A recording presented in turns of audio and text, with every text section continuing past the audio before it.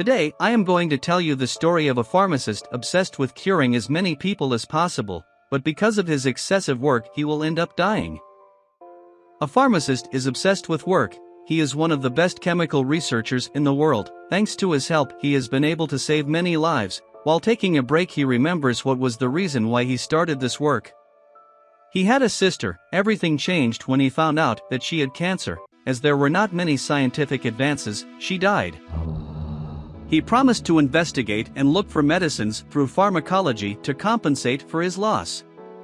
After working for many years contributing with his research, he wanted to take a break. His dream had always been to have a pharmacy and help people, just that. The next day his assistant arrived early and found the dead body of his boss. Sensei? Some people say that fate gives another chance, for the protagonist woke up in a different place. Everything had changed, his voice, his hand, even the place where he lives. He now had the appearance of a child. A pink-haired girl welcomes him. She explains that this boy had been struck by lightning, worrying about him. The boy says he doesn't remember anything. The girl understands that because of a lightning strike he had lost his memory. This employee is called Charlotte. She explains that he is called Farma and belongs to an aristocratic family that is dedicated to medicine, and the most curious thing was that they use magic. Now that he was in a new world, he starts to reflect and test if there really was magic in this world. Then he begins to remember the components of water and begins to create a stream of water. He decides to try another form of creation and manages to create other chemical elements out of nothing. It was time to meet with his family. While having a family dinner he realizes that his father is strict, his mother was calmer, and he had a little sister. Now this was his new family. Now he is Farma. His father had assigned him a woman as his magical tutor. Her name is Elin. She explains that besides magic she will also teach him a little bit of pharmacology, but for today they will only practice magic.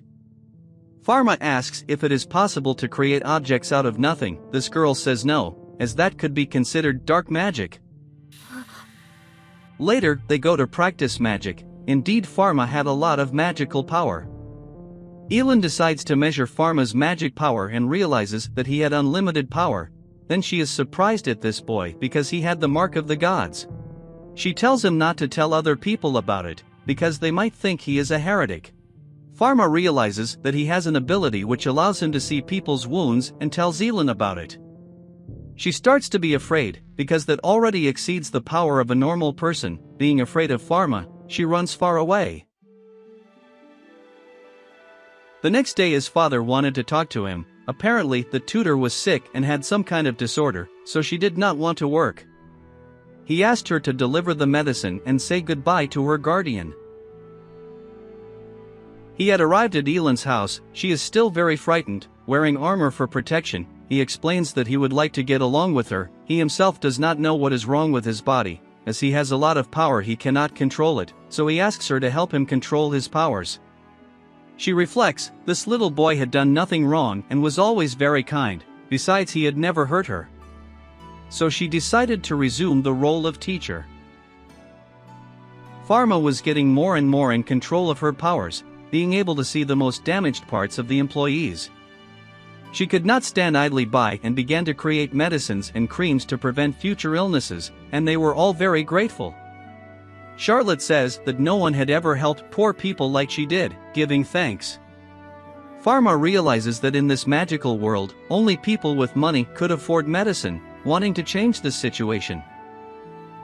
Today the family had gathered to talk about something. Because Farma's little sister had chickenpox, her father asked that no one should go to visit her, because they would be infected and run the risk of dying, since there was no cure. Farma decides to go to visit his sister, as he could not tolerate losing a loved one again. He uses his abilities to be able to see her condition. Farma knew the components to help her get better, creating the necessary pills. He asks her not to tell anyone about the medicine he gave her. After a week his little sister had improved. Farma had managed to protect her. He wanted to improve the science of this world, so with his skills he created from nothing a small microscope, realizing that he really had a power never seen before in this world, the power of creation. His father sent for Farma to start his training as a pharmacist. He explains that today they will go to see how the empress of this kingdom was doing. Father and son arrived at the castle where the empress was. Many doctors had gathered to see the condition of that woman. All the other doctors had concluded that she had a rare contagious disease that had no cure. The only thing left was to relieve the pain until she died. Farma couldn't believe this. She wondered if she really couldn't do something, so she used her skills to see what she had. But what could a child do? The empress's children arrived to say goodbye. He could not tolerate this suffering and offered to help the empress, promising to cure her. Everyone was angry with this boy. But the empress spoke with the little breath she had, asking him to listen to what she had to say. She knew that at any moment she would die. The best doctors in the kingdom had given up on her illness. She decided to trust this boy. Farma wasted no time and set about creating all the necessary medicines, but his father arrived to stop him from humiliating the family. His father realized that his son could use magic without a wand. Realizing that he was not the son he had raised, he was someone different. In order for his father not to be frightened, Farma explains that when he received the lightning, he began to have divine powers, calming his father. Farma demonstrated an experiment for the other doctors to trust. After the demonstration, the queen began her medical treatment. Returning home, his father realized that his son was still the same, but something changed because of the strange divine power he received. His son explains to him that he still needs his help to understand this world, so he asks that the two of them work together, with the sole purpose of improving and changing the path of medicine. Father and son had exchanged a lot of information for 3 months, which was beneficial for both of them. The father explained to his son that his divine powers could be considered as heresy. He asked him to be careful. Farma had gone to visit the empress. Before entering, one of the employees asks what his dream for the future is. Farma does not hesitate and says he would like to have his own pharmacy. After the talk, he meets the empress. She is in better condition. She thanks him for helping once again, but she says that she cannot rule as before because she feels useless. But Farma tells her that it is not true because she is the inspiration of her son and the other people of the kingdom. He says goodbye to the empress, tells her that she is completely cured, and asks her not to waste this new life. She says that his words are medicine for the soul.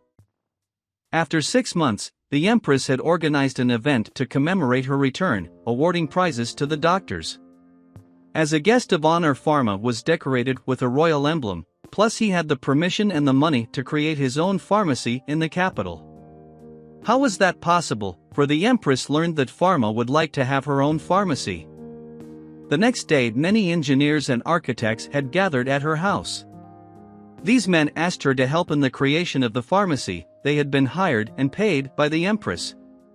At first Farma did not want to, but he could not resist having his own pharmacy. With the help of many workers, they managed to finish the pharmacy, but all was not happiness, because the representative of the pharmacists' guild had come. This man mocks Farma for being just a child, but Elon cannot help but defend Farma. That man ends up leaving. Farma says that it can't be helped, since he was now a competitor of the other pharmacies. Now it was time to concentrate on finding qualified people for the business. Charlotte offered herself as an assistant. As she had been captivated by Farma's skills, he could not refuse. Now only one person was missing for the finances. As he had no contacts, he had no choice but to ask his father for someone he could trust. His father knew that his son needed help. He did not hesitate to recommend a trustworthy person.